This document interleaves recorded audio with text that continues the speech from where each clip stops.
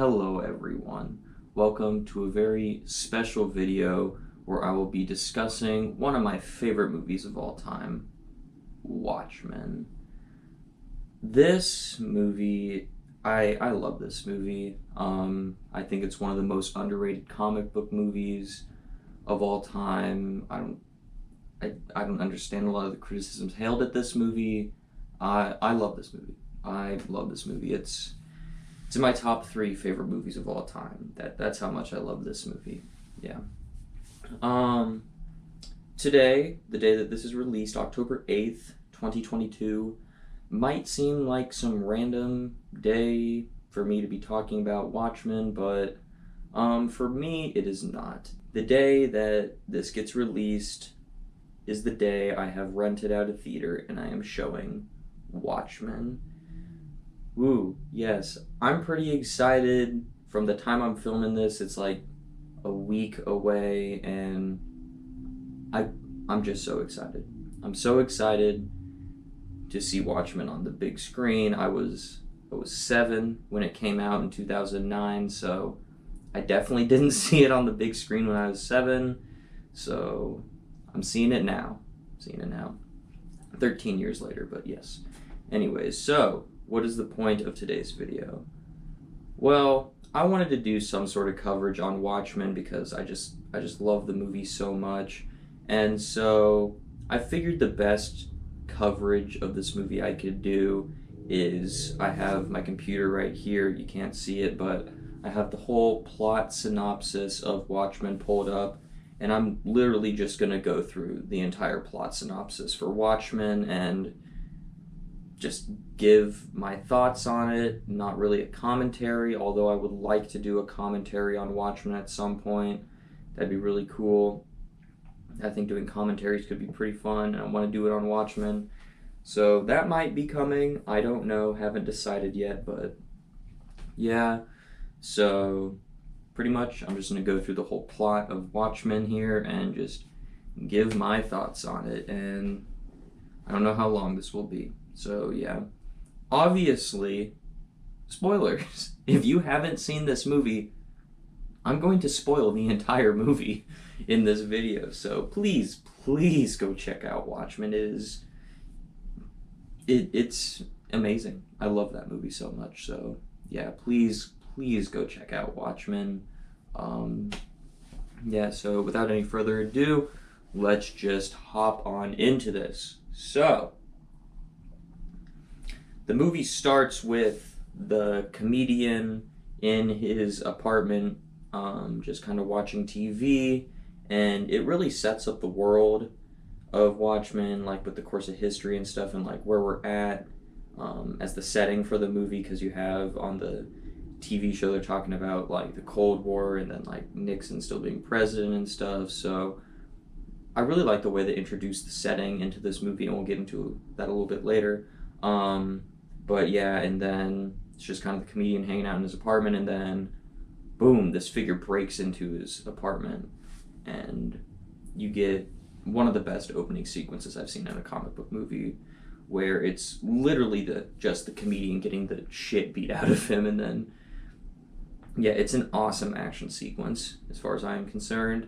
Get that awesome line from the comedian, like gets slammed into the counter there, he gets picked up, and he says, "It's a joke. It's all a joke." Oh, that's a great line right there from the comedian.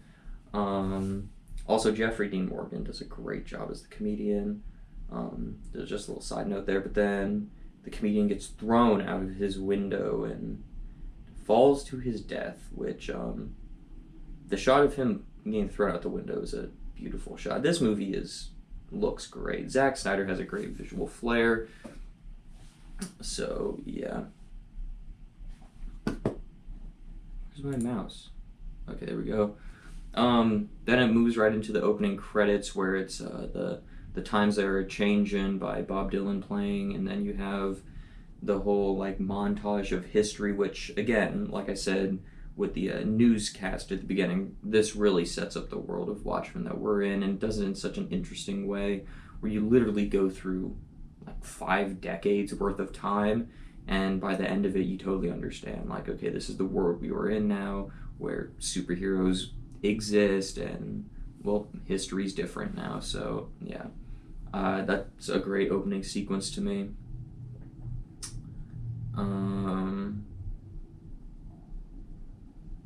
All right. Then you get to and then after that sequence, it gets into Rorschach. Yes, Rorschach, one of the just great characters. He's so awesome, played by Jackie Earle Haley again. Great performance in this movie by Jackie Earle Haley. He's a great actor. He is a great actor. Basically, he finds the button of the comedian with the blood on it, you know, the symbol of Watchmen. I forgot I was wearing this shirt for this, but yeah. Finds that on the sidewalk, and then like shoots up into this apartment and discovers that the person who died, Eddie Blake, was the comedian, and kind of puts it together in himself and kind of starts putting together theories of people trying to take out the Watchmen because well, the comedian isn't just your ordinary guy. He could put up quite a fight. So yeah, who is killing the Watchmen? It's basically his theory that he comes up with. Also, all the narrations by Jackie Earle Haley as Rorschach, I think, are just phenomenal. Really, it really allows you to see how Rorschach sees and views the world and stuff, and it's such an interesting spin on a superhero. I love it. By the way, if you haven't gotten this far, I have nothing negative to say about this movie. I think this movie's freaking flawless. So yeah, I love this movie. Then it shows Dan Dryberg, played by Patrick Wilson. Again, love Patrick Wilson. Love him in this movie. I'm going to sound like a broken record saying that, but he does a great job. Visiting with Hollis Mason, the original Night Owl, because he is Night Owl 2. And I like them meeting up. I don't know, I just like the scenes between the two of them. Pretty interesting. Shows the connection between the Minutemen and the Watchmen. Kind of fleshes out the world a little bit more, so I like that stuff. Then Daniel leaves talking with Hollis Mason, returns to his house where, Rorschach's broken into his house to pretty much warn him that the comedian was killed. So they go down to like Night Owl's bat cave of sorts to kind of discuss things. And you learn the history between Rorschach and Night Owl 2 in this, where they used to be partners, but then they outlawed superheroes, and so then Night Owl retired, and Rorschach was like, no, I'm not going to do that. Still works, and it's wanted by the police and stuff, so yeah.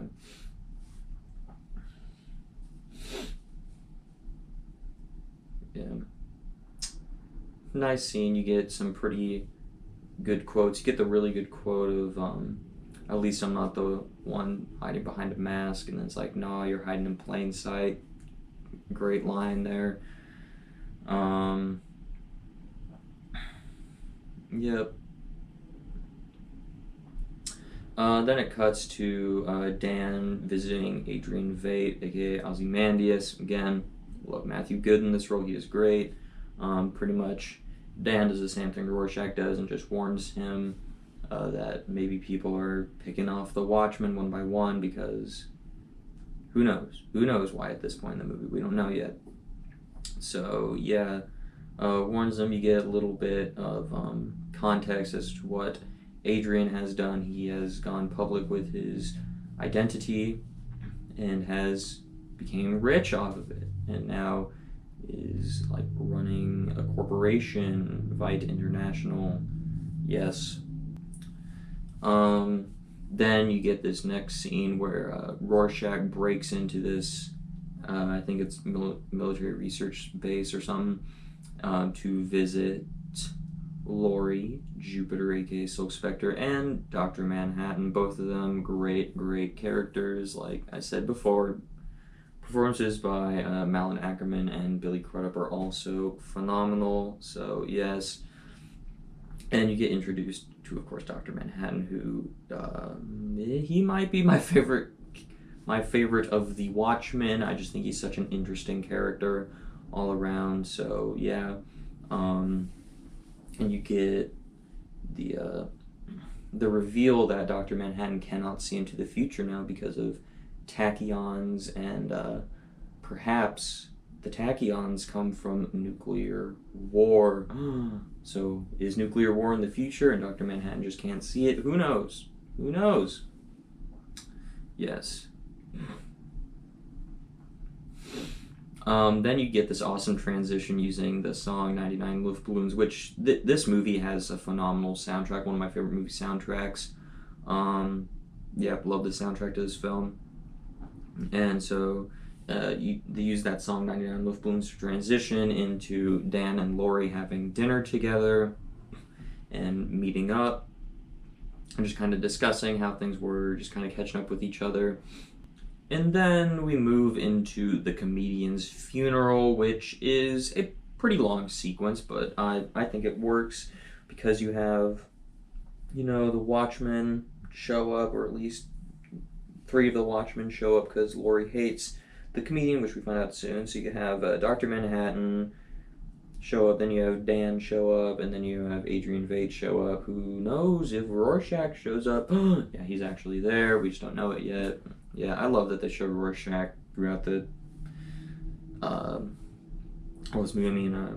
Walter Kovacs. I love that they show him throughout all the beginning before it's actually revealed that he is Rorschach. So, yep.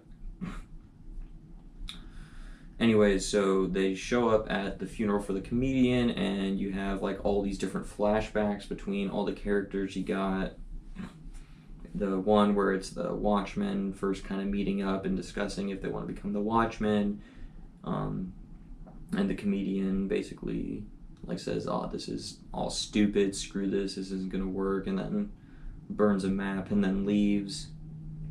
Then one where it's the comedian and Dr. Manhattan helping win the Vietnam War, and you see the comedian, just killing people and shooting a pregnant lady.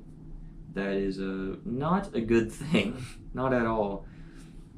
Then you have another flashback with Night Owl, where it shows the comedian and Night Owl trying to stop a riot or whatever, and then the comedian just starts beating up protesters and starts shooting them and stuff. So yeah, the comedian is not a good guy at all, and these flashbacks definitely flesh it out that he's not a good person at all. He does some pretty bad things.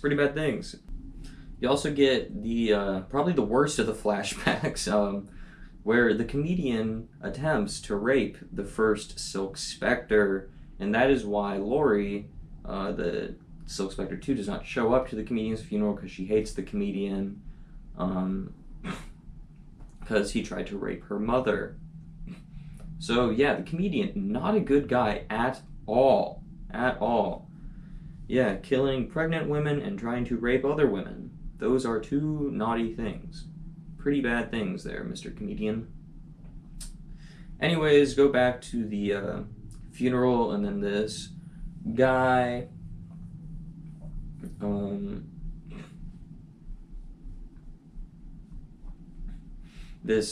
who's kind of hanging out in the backgrounds goes and pays his respects to the comedian's grave, then goes home, but then Rorschach breaks into his home. This is a supervillain, Moloch, kind of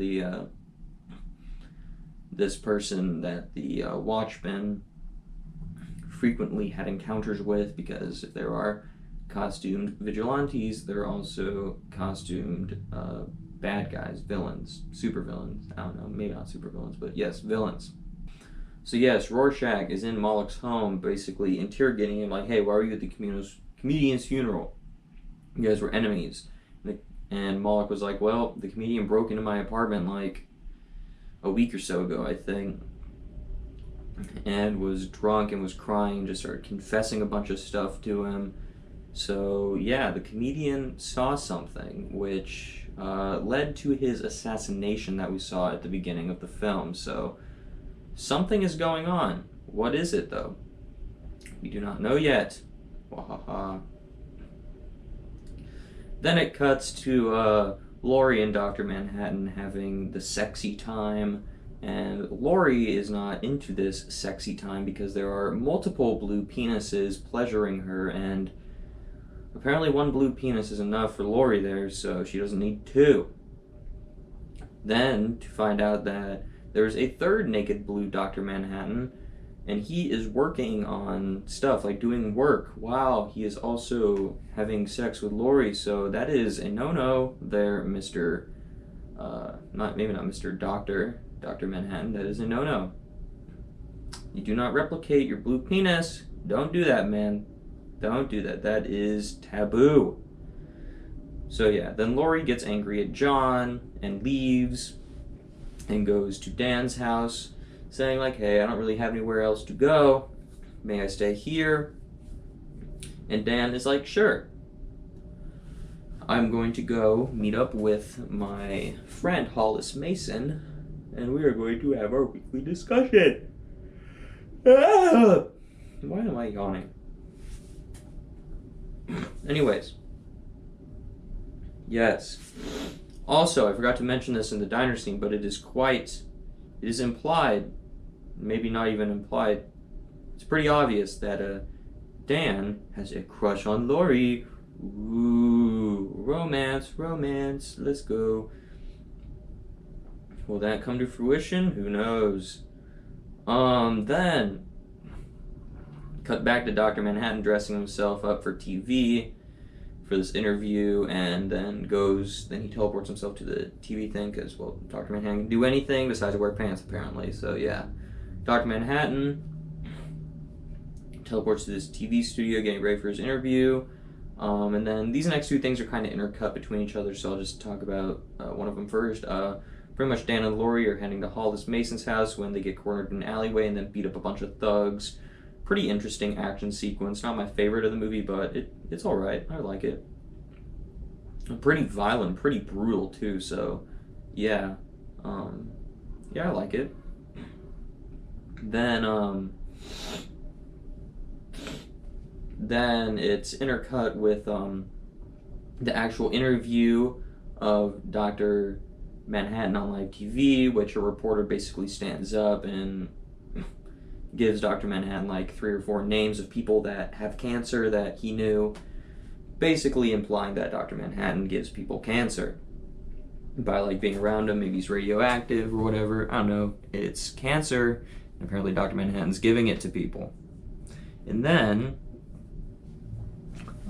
Janie Slater comes out, Dr. Manhattan's previous girlfriend, and she also has cancer, which gets Dr. Manhattan pretty emotional, probably the most emotional he gets in the entire film. And then like everyone like rushes him, and he's like, I said leave me alone, and then teleports everyone out of the room. So yep, that's a pretty good line from Dr. Manhattan there. The I said leave me alone, showing that he still has some humanity. Then Dan keeps on heading to Hollis's house. Laurie decides that she doesn't really want to go and just goes back to Dan's house. Whatever. She doesn't want to talk to boomers. Understandable. Me too, Laurie. But yeah, so then Dan shows up to Hollis's house and they watch Dr. Manhattan lose his shit on live TV. Oh, and then yeah, not good. Also, however, something that is good is Dr. Manhattan teleporting himself to Mars, which begins one of my favorite scenes in cinematic history. This is probably my favorite scene in Watchmen, is this whole birth of Dr. Manhattan scene that's like 8-9 minutes long, where it just goes through the John Osterman pretty much meeting Janie Slater, pretty much their relationship all the way to him becoming Dr. Manhattan, what that did to the world, the things that he did as Dr. Manhattan, and then basically Dr. Manhattan now meeting Laurie, falling in love with Laurie, and then falling out of love with Janie. It's a beautiful scene. I love that whole scene. Maybe not scene, sequence. Yeah, I'll call it sequence. I love that whole sequence. My favorite sequence in the whole movie, I'll definitively say that. Excuse me. Yeah. Yeah, I just love that sequence. Yeah, it's one of my favorite scenes in cinematic history, probably my favorite scene in the movie, which is, yeah. There's a lot of other cool things in this movie, too, that I absolutely love, but, ooh, that one takes the cake. That one takes the cake. It's also backed by that awesome score in Pruitt, Ego, and Prophecies. That's a pretty freaking awesome score. You also get some really great lines in here. Let me see if I can remember some of them.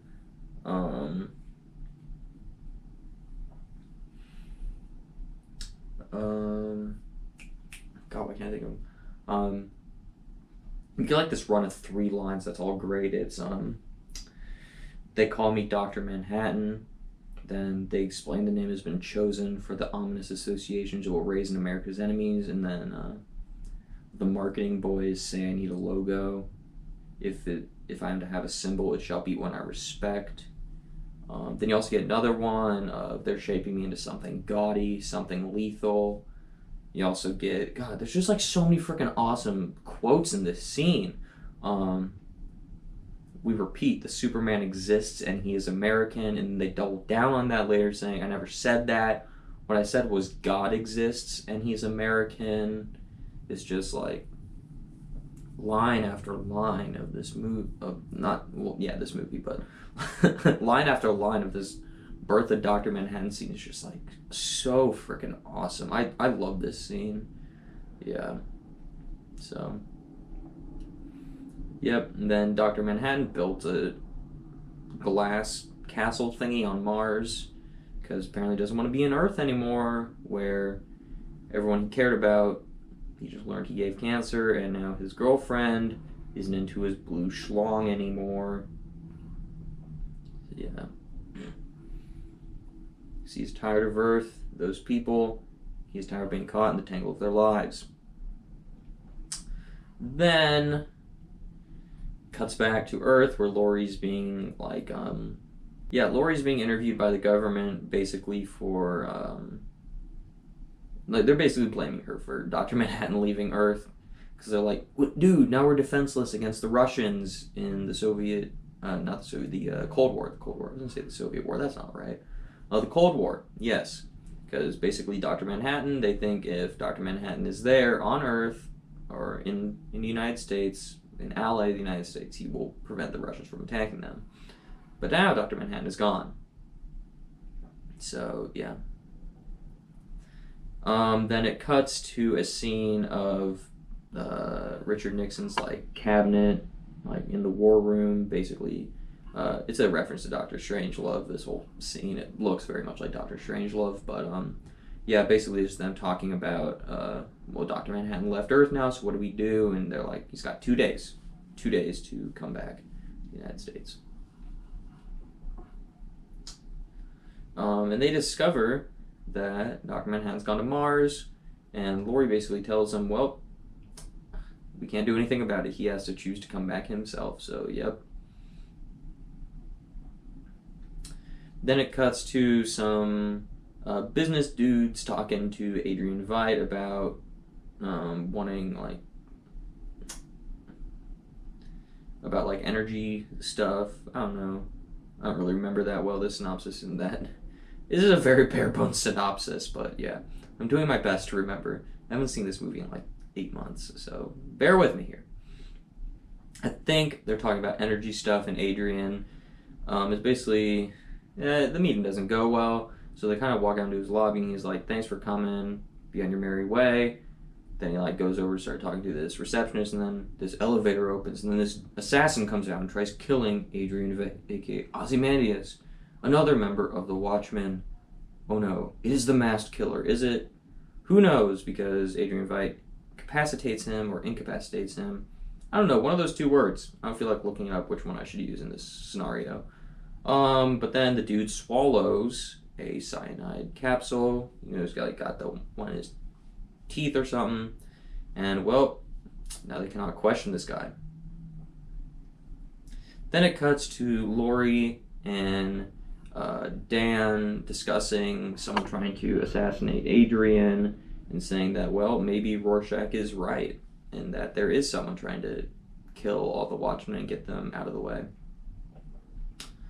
Then Rorschach gives another voiceover saying that he was watching them, and he's been watching them for a while, but they just don't recognize him because he doesn't have his face, which is great that Rorschach refers to his mask as his face because, well, Walter Kovacs is no more. He is no more.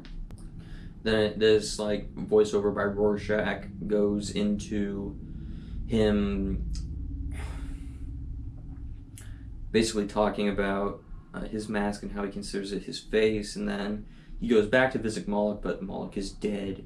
And then the police show up because, well, Rorschach has been set up. Get this really cool action sequence between Rorschach and the police as he's trying to escape from Moloch's apartment without being caught, but he does, and then the police pull off his mask and he's, my face, give me back my face. Another great line in the movie. And, well, we have been introduced to Walter Kovacs. Now the portion of the movie where Rorschach is locked up in jail.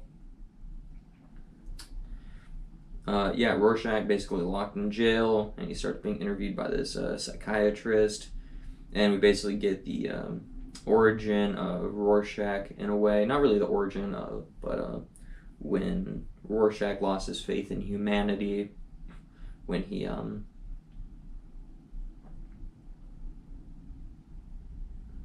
is investigating this murder case and of this little girl, and he just basically just kills this dude with a cleaver. I want to say, cleaver. Pretty brutal sequence. He kills dogs in it too. Rorschach is a really messed up dude, but goddamn, I love that character. I love that character. I don't know what that says about me, but who knows. Basically the psychiatrist, right? Psychiatrist. Yep. Psychiatrist says that Rorschach can't be helped, basically, and then you cut to this amazing scene where it's Rorschach is getting, they're in the cafeteria and this guy's about to shank Rorschach. Rorschach, gets the knife out of his hand and just basically gets him on the ground, basically, the fight's over at that point. Then Rorschach just takes it the next step and just, breaks this glass and then dumps grease on him. Oh, it just sounds so painful. Then you get probably the most badass line in this whole movie. I'm not locked in here with you. You're locked in here with me. It's an amazing, amazing line. Again, Jackie Earle Haley does a great job in this role. He freaking killed it in this role. Then you cut back to Lori and Dan. They're just kind of hanging out at Dan's apartment. Lori kind of goes down into his bat cave of sorts and just kind of starts looking around at stuff. Where the frick did my mouse go? Huh? Oh, there it is. Haha. Basically, she starts looking around. Dan comes down and they kind of flirt a little bit. Haha. And then Dan goes upstairs. Then Lori comes up and they're about to have the sexy time. They basically try to have sexy time upstairs, but Dan cannot perform because apparently being an owl gets him hard. And, well, he hasn't been an owl in a while, so Dan can't get hard. So, yep.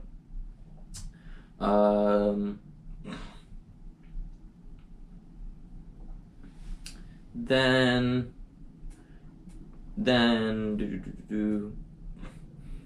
Dan has this dream where he's in a or him and Lori are back in their superhero costumes and they kiss, and then this nuclear bomb goes off and they're kind of and it just, I don't know, it awakens something within Dan to want to become Night Owl again. Yes.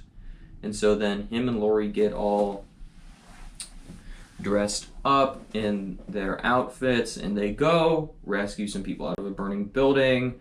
And the thrill of it, the thrill of being an owl, gets Dan hard. And then they have this awesome sex scene with Hallelujah playing in the background, and then Dan's about to climax. They like, boom, flamethrower, awesome, right?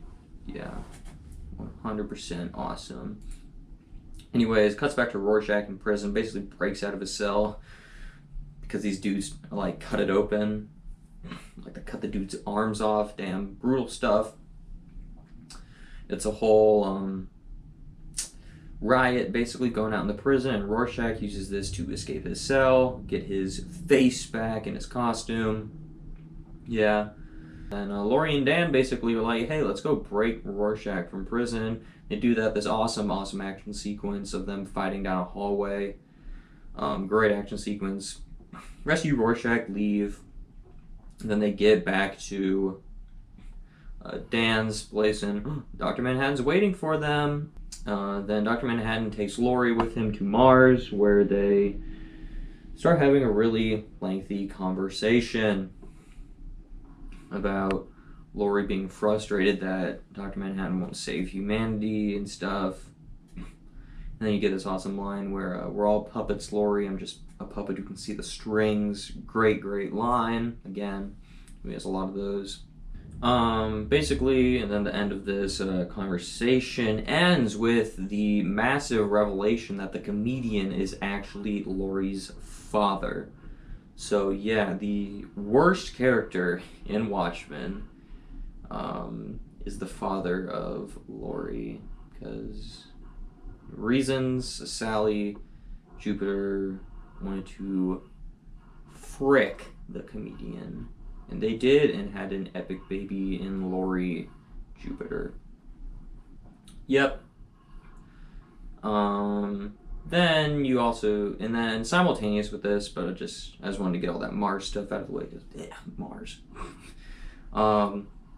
You have Night Owl now, and Rorschach basically trying to find an explanation for who's picking off all the Watchmen. So they go out, start looking for answers. Also within the midst of this, Hollis Mason gets murdered because people think that he is the Night Owl that went and rescued people, and yeah, people just go and murder Hollis Mason, which is important later. So yeah, Rorschach and Night Owl go looking for answers. They see on the TV that Hollis Mason is dead. Night Owl loses his shit, beats this guy up. They get some answers from these guys, and then they go hunting more for answers, and this is when the big reveals start happening. So Rorschach and Night Owl break into Adrian's office, and it is revealed that Adrian is behind everything. Vite International, his company, is behind everything. Pyramid Transnational is behind everything. All these three things are basically one and the same. They are behind everything. Adrian killed the comedian. Adrian hired an assassin on himself. Got Rorschach in jail. All this stuff. And so then Night Owl and Rorschach then start heading to Antarctica, where Ozymandias, Adrian, same thing. That's like where his evil lair is, and yep, he starts enacting his master plan, where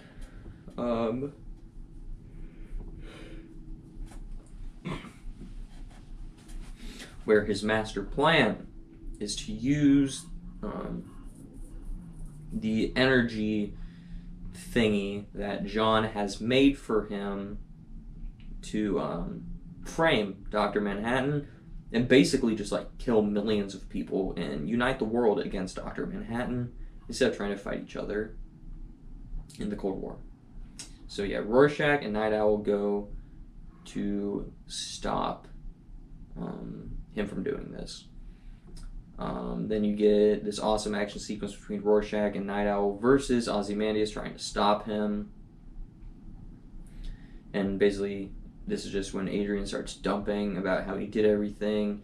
He did tachyon research to block Dr. Manhattan's future, framed Rorschach for the death of Moloch, killed the comedian because the comedian discovered what Adrian was doing because Nixon had him keeping tabs on them all, hired an assassin on himself, did a cancer hoax for Dr. Manhattan to get him off the planet. Like, just all these things to, in this master plan there. Ozymandias, and then they get this awesome reveal where Adrian's like, do that? I'm not a comic book villain. You think I'd explain my master stroke to you? If there was a possibility you could change it, I triggered it 35 minutes ago. At this point, Adrian's plan has won. He has won. He's done what he set out to do. And everyone was too late to stop it. Everything happened, and Ozymandias kills like 15 million people by framing Dr. Manhattan.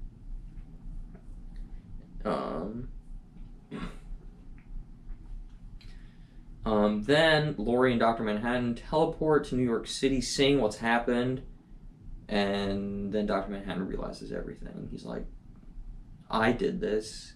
Adrian has framed me to do this. Yeah. So then Laurie and Manhattan teleport to Antarctica to confront Adrian. So now you have all the living members of the Watchmen there, because the comedian is dead. But yes, all the living members of the Watchmen are now there. And it's pretty much 4 of them versus Adrian, because they are mad at Adrian. And, well, one of those people who is mad is a god. So what does Adrian do? He pretty much obliterates Dr. Manhattan with like the same type of machine that gave him his powers. And Ozymandias thinks that he has killed Dr. Manhattan. Then a little bit of more fighting between Rorschach, Night Owl, and Laurie. And then Ozymandias is like, I've won. Like, you guys aren't going to change anything. And then Dr. Manhattan appears, like, as a massive Dr. Manhattan breaks through the ceiling and delivers this awesome line: the world's smartest man poses no more threat to me than does its smartest termite. A great line, just like showing how powerful Dr. Manhattan is. He's the most overpowered character in existence. Like, this guy would just obliterate Superman. Like he's like the most powerful thing ever in comics, anything. I don't care. You want to tell me someone that I want to protect me? I'm picking Dr. Manhattan, dude. I would never die if I had Dr. Manhattan protecting me. That is, of course, if he actually cared about humans, which he apparently doesn't. Until the whole thing on Mars, so I guess he technically kind of cares about humans now. But anyways, that's a little bit too complicated. I don't feel like going that complex. Anyways.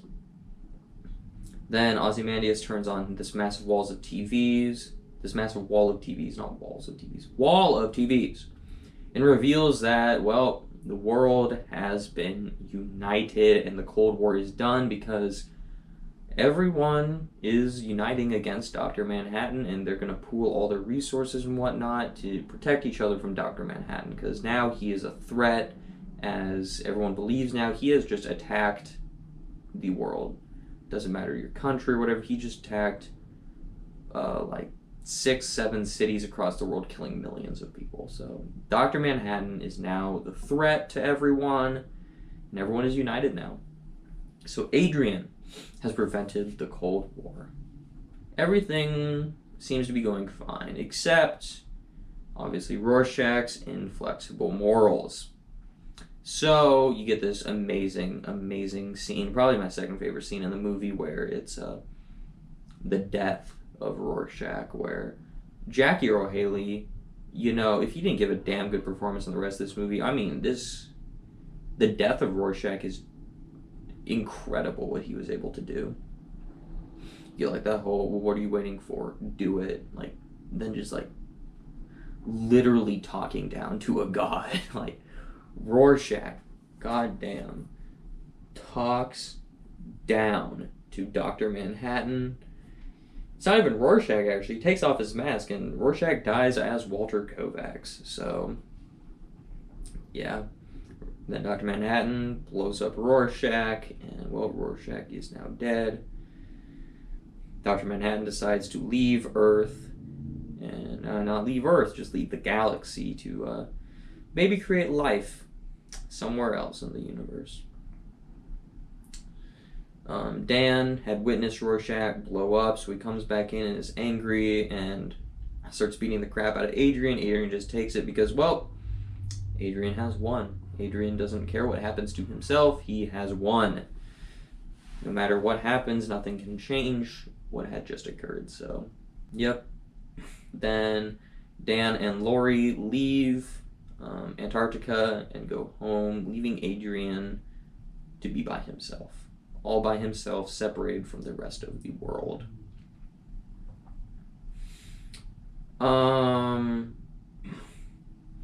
Then this is kind of wrapping up the movie now. Lori and Dan are, I think they're back at Dan's house, and Lori's mom, Sally, is there, kind of, hanging out, whatever, and Lori and Sally have this moment where Lori tells her mother that she knows the comedian was her father, and yeah, it brings closure to that whole subplot of the movie. I like it.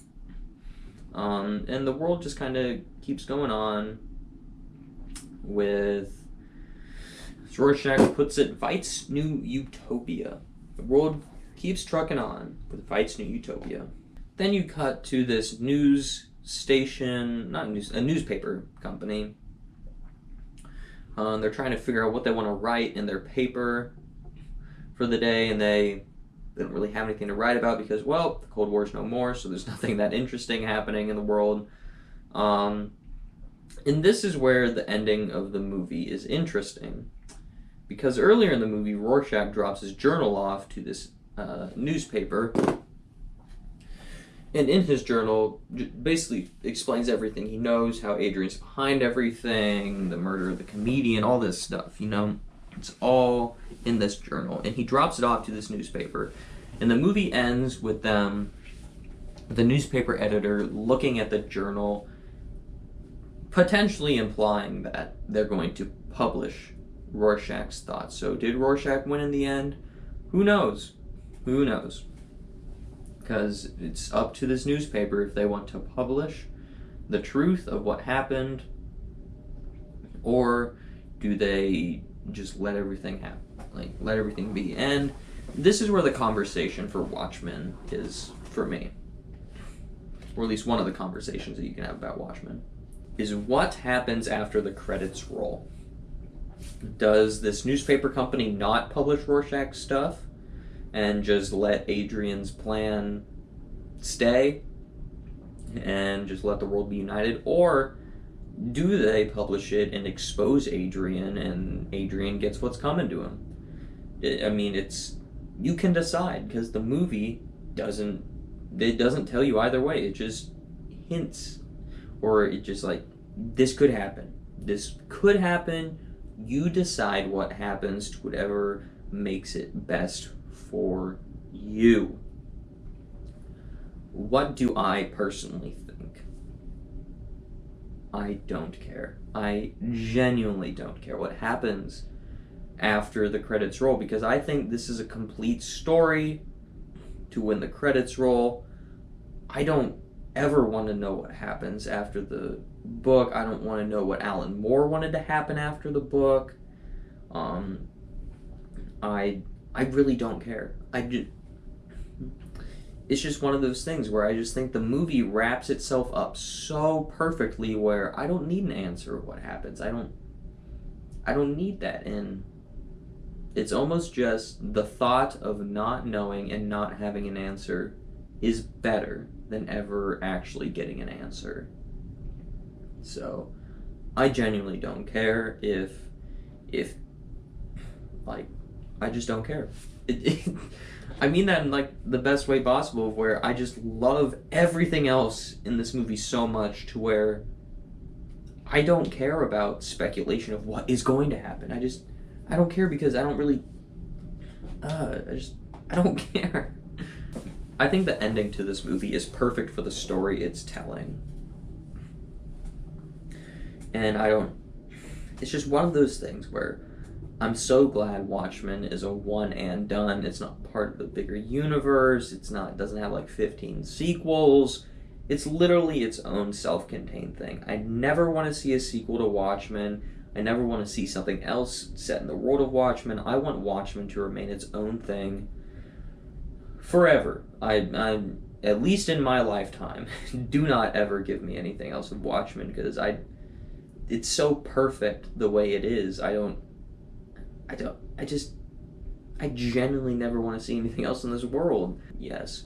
Amazing ending to the story that it was telling, and just an all-around phenomenal movie. So, yeah, Watchmen, I love this movie. Please go check it out.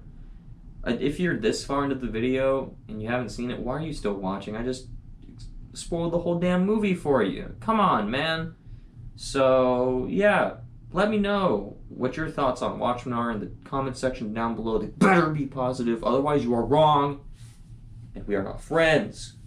Go ahead, hate this movie. I will just, I'll never talk to you again. No, I'm kidding. Yeah, let me know what you think about Watchmen. Do you love it as much as me? There probably aren't that many people that love Watchmen as much as me, but yeah, I love Watchmen, so yeah, go ahead, let me know what you thought about it, what you think about the movie down below in the comment section. Let me know if you've seen the other cuts of the movie. I've only ever seen the director's cut and the ultimate cut. I've only seen those two. I haven't watched the theatrical cut, but eventually I want to watch the theatrical cut just to say I watched all the cuts of Watchmen. But yeah, director's cut's definitely the cut I prefer between it and Ultimate Edition, or the ultimate cut. I definitely prefer the director's cut, but I mean, they're both great. I mean, it's like the T2 theatrical versus director's cut argument. Like, they're both 5-star films, but I mean, come on, which one do you prefer? You know, it's just one of those things where any cut of this movie is going to be 5 out of 5 for me, probably. I can't say that 100% because I haven't seen the theatrical cut yet, but I would assume it would also be a 5 out of 5 for me. But yeah, it's just, I love this movie, man. Love this movie. So, yep. Let me know what you think about Watchmen down below in the comments section. And as always, thank you so much for watching. And have a great rest of your day.